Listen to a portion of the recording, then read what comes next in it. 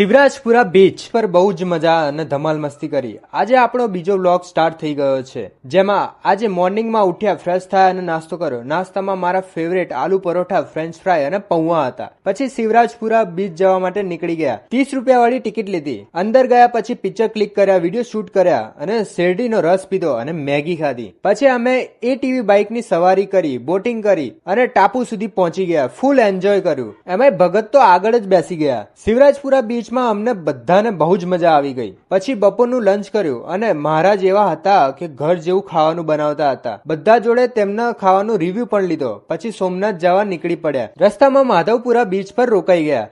ત્યાં પણ જોરદાર મસ્ત ઠંડા પવન સાથે મજા માણી. પછી ડાયરેક્ટ પહોંચી ગયા સોમનાથ. પછી હોટલમાં ચેક ઇન કર્યું. ફ્રેશ થઈને નીકળી ગયા સોમનાથ મંદિર જવા માટે. ભોલેનાથના દર્શન કર્યા અને પ્રસાદમાં મગજના લાડુ લીધા અને હોટલ જઈને જમી લીધું, સૂઈ ગયા. અને આજનો મારો બીજો દિવસ